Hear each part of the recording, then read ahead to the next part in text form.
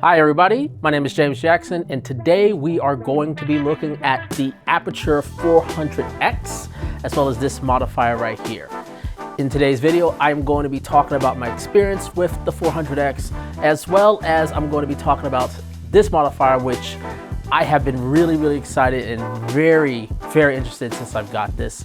I'm going to be comparing both the Aputure to the GVM 500B AIO, but also I'm going to compare the LightBank modifier to the GVM modifier, which is similar in designs to its original, to the original model that came out for LightBank. I want to answer the question of why is the Aputure 400x is not only my new go-to key light, but one of my favorite lights to date, but also to answer why is this particular modifier right here is an absolute must buy if you're looking at the 400x, but also why I think it is the perfect accessory combo for the light. All that and more in today's video.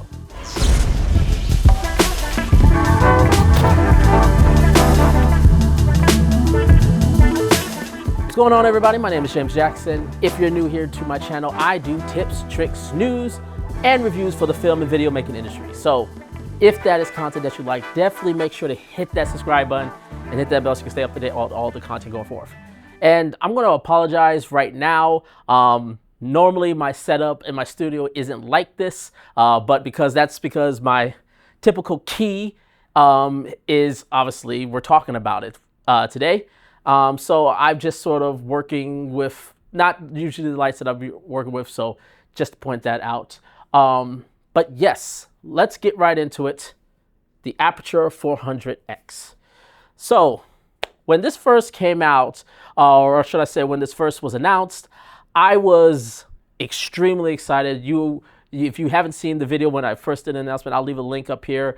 But really what I was excited about was that having power, compact, but most importantly is the new technology that was coming from the 1200x, which was significantly more expensive than this light, but at a more reachable price. And I say that as a more reachable price because for a lot of people, this is still quite an expensive light at about $1,200, if I remember correctly, which is why I'm also bringing this up to the GVM, which I have right here, which is less than half the price of this light, and this is a 500 watt light versus the 400 watt light. But one of the things I was saying is I said this light is going to be the go-to key light for a lot of people, and didn't necessarily turn out that way.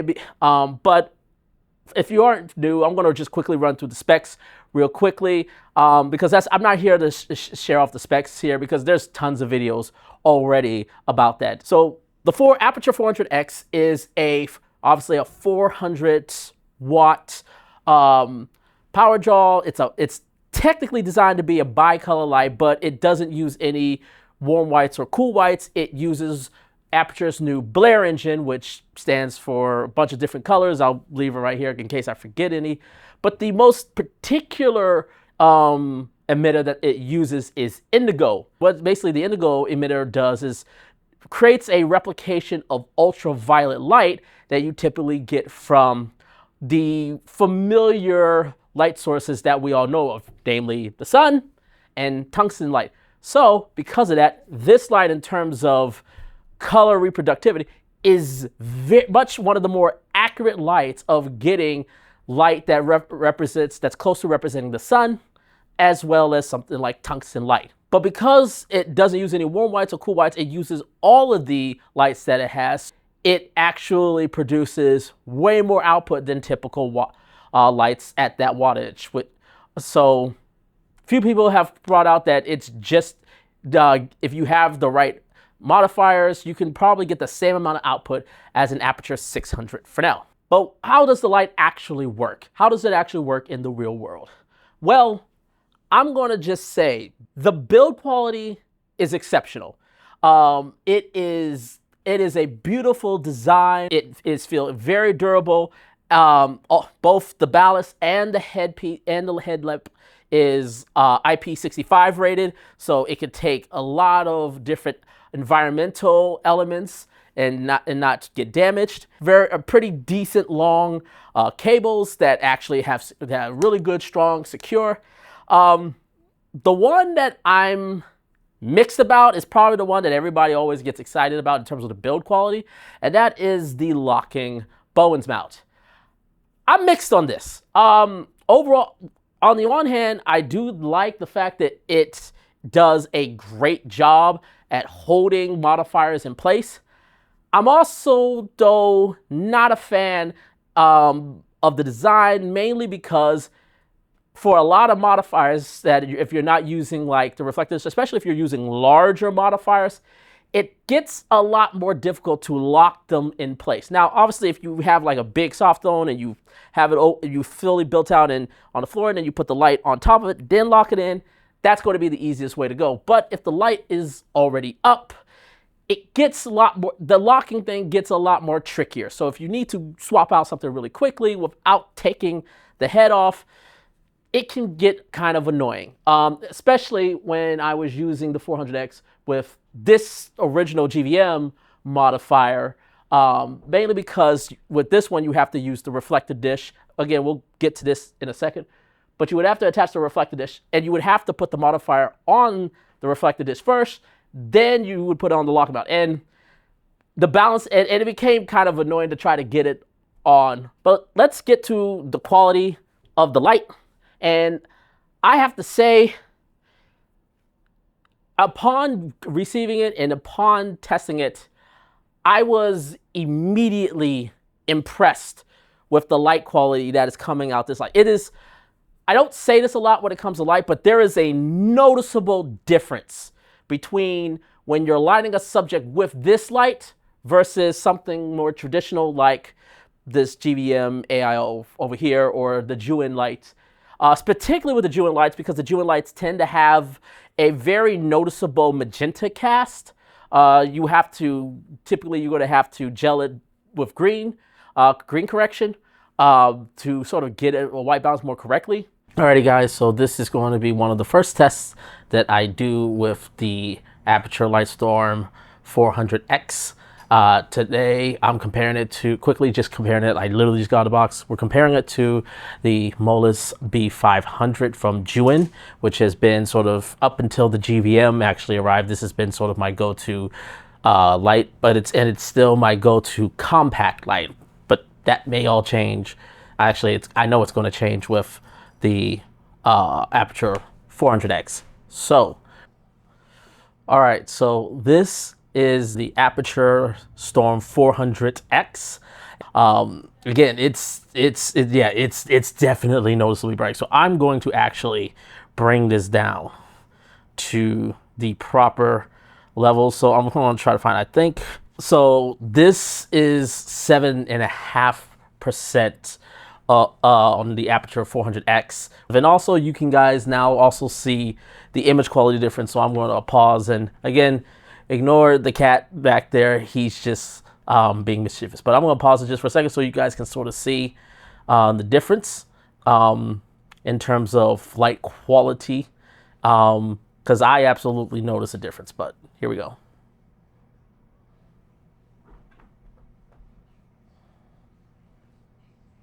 This is the Molus B500. So this is 7.5 on the Molus B500. So using the same diffusion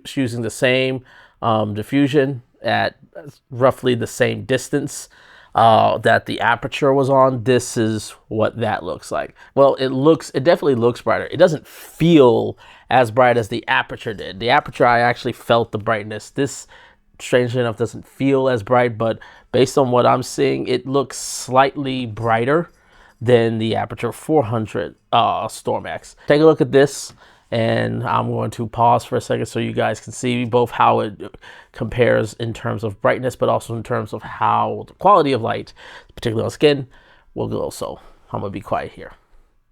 Hey, but this one also, because of those colors, you get green and magenta corrections. So number one, keeping the white balance is easier with this one, but just purely on just the light output, there is a noticeable thing. When you are lighting your subjects with this, I've noticed it every single time that I have used this as my key, whether if I was doing my vlogs or some of the recent jobs I put this on, there is a noticeable pop, both on the subject, but as well as the eyes, and if they have any sort of white in the skin. You can feel your skin coming alive. It just gives this noticeable pop, again, to your subject when they're alighting. And it, again, upon immediately you seeing it, it is extremely noticeable. The technology of the engine in this light is top tier. Absolutely top tier, S tier, whatever you want to call it.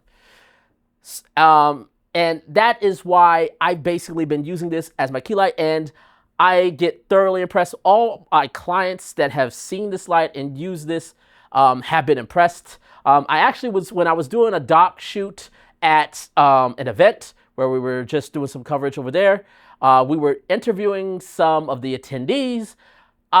People came in and they noticed, they came by and said, "Whoa, I really love the light that you have here."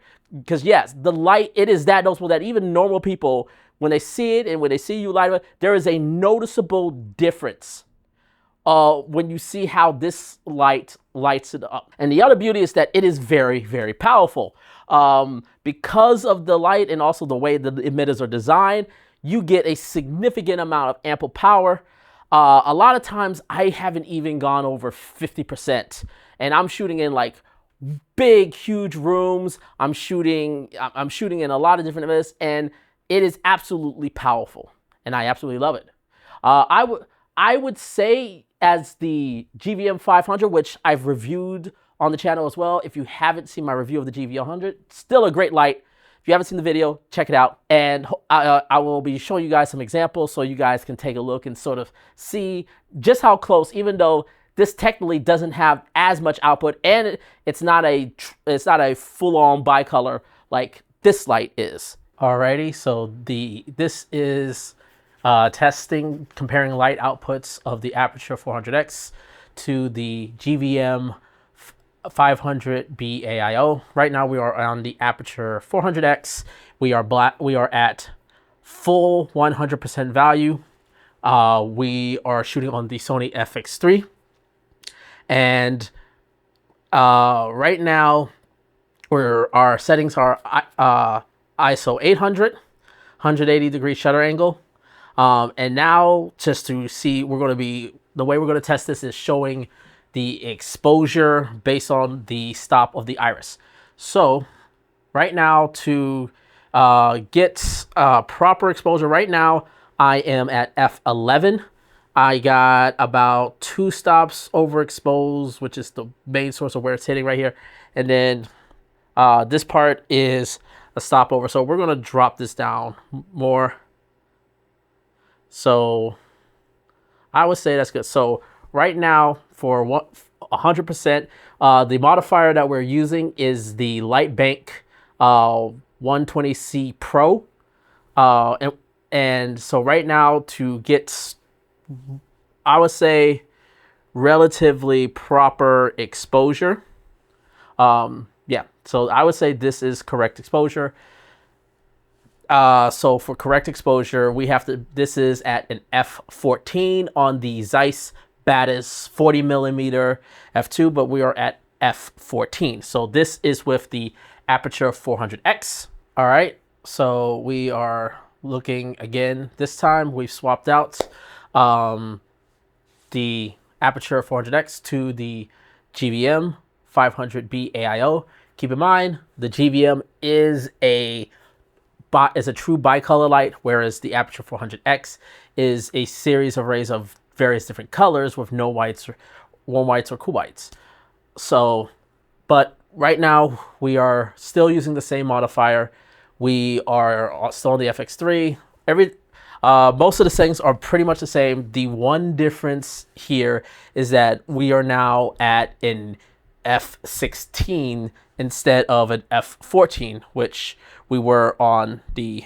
So we're only a third of a stop difference than. So we're only a third of a stop difference between the 400x and the 500B AIO. Which goes to say just how powerful the 400X is, given the fact that, one, it's not a real bicolor light. It has more LED emitters than the GVM 500B AIO, and it has less wattage. But it just shows just how efficient the light is. So here it is. Hopefully you guys are taking a look.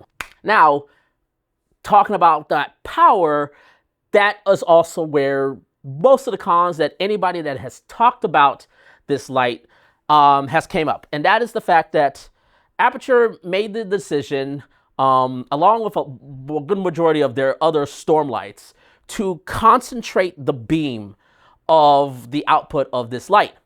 And that, of course, increases the light output, which then brings up a certain trade-off that happens, especially when you're using large softbox modifiers, where the light actually doesn't fill out the whole modifier. Which is why so many people, including people like Andrew Locke, Gafford Gear, have sort of seen this more as a kicker, a great like long distance kicker, hair light, or some sort of way to bounce or fill, instead of using it as a true key. And totally understand, and I definitely agree with all that said. However, all that kind of changes with this one modifier, which I guess we'll go into the review and talking about this. So this is a modifier from LightBank. You guys probably have seen videos of these modifiers before. LightBank was kind of the first to introduce this. There was an original one that basically this GVM is pretty much almost of equal, pretty much a carbon copy of the original LightBank, which was, it was an Air 2 modifier, as you see right here, but you could attach it to the reflector. And these are 120 centimeter softbox, or essentially 4-foot softboxes. So you could basically take advantages of the output that is generating. There's like reflection disc in the air tube, and it will bounce out and shoot it through this diffusion part, as you see here. That was the original one. This newer version from LightBank actually has, as I don't know if you guys can see, but it has this new attachment that goes directly to the Bowens mount versus going off of the reflector like this one right here. So that does two great things. Number one, you don't tip with the reflector, it doesn't sort of hold on tightly, so it kind of sags a little bit. So you got to tilt the light up a little bit. But again, once you got it up and running, it's not as big of a deal. But with this, with it attached, you can just keep the light straight and basically hold it together. So design-wise, it's much better. Also in here, there's a frosted reflector inside the modifier. So when you turn this on, as I will do right here, when you turn this on, there's an even distribution, relatively even. Obviously, with the light mostly coming out here, most of the light is going to be here, but there's like an even distribution across the light as you see here. So the beauty about this is that this is 120 centimeters. Similar to a 120 centimeter softbox, you can basically use this guy as a means of a key, because we're taking all of the light and it's traveling across. We're getting a nice even spread, getting that 4-foot soft spread, as you can see right here, creating really nice soft light. So that means that we can still take advantage of the concentrated narrower beam of the Aputure 400x,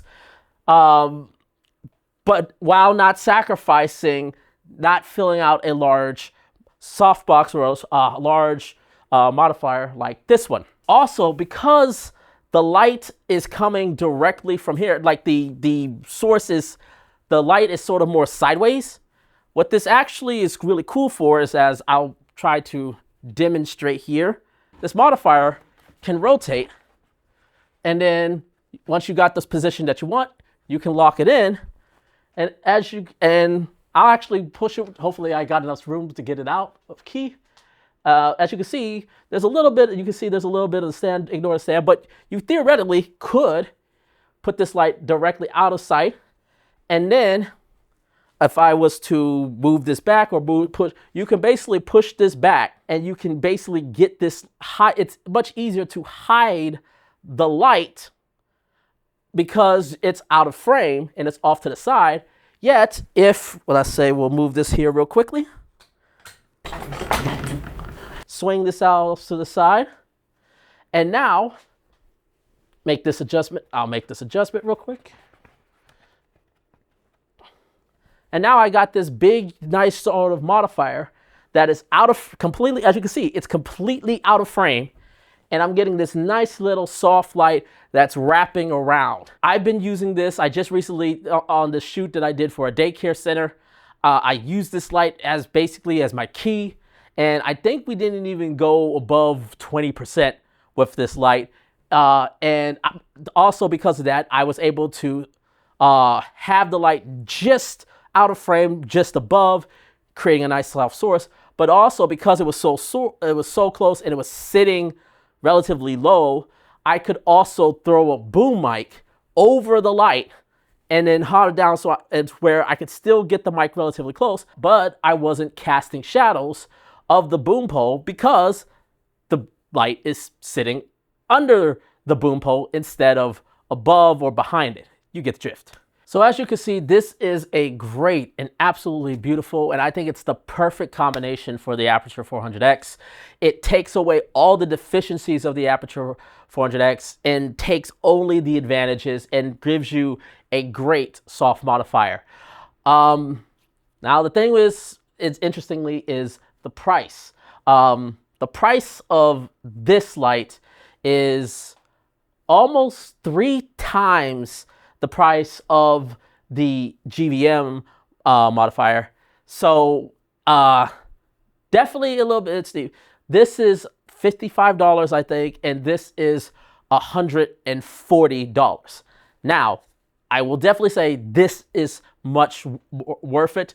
Number one, the wrap or the degree is wider, so you can get a nice little wide beam. And I think LightBank also has a softbox style that you can attach to this, to which you, if you want to concentrate the light even more. Now, technically the GVM could do that as well, but given the fact that all the weight is right here, I don't feel comfortable putting an actual like attachment to it versus this, because all the weight is actually on the Bowens mount itself. You could definitely put it in place there. But again, this is 3 times the price. And this doesn't come with a very critical piece, which is the air tube pump that you would need to pump up the modifier. Now, the GVM, even the original LightBank, even the original design does not come with an air pump.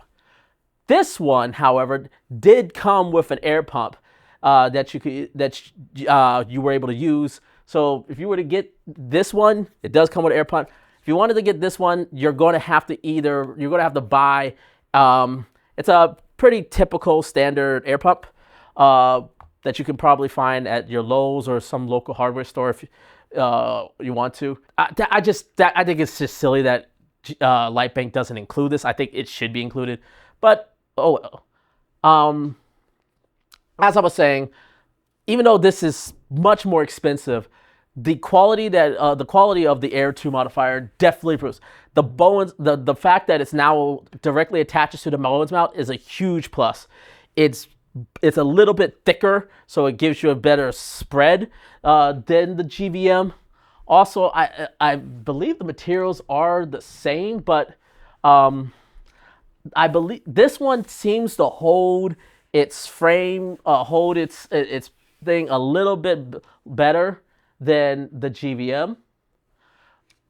Also, with this frosted diffusion, it creates a lot more softer source. Whereas if I was to turn this on real quick, but as I turn this on, this may not be necessarily easy to see, but you actually do see quite a bit of fall off from the initial to here, because again, you're using that hyper reflector. It's shooting it out a lot.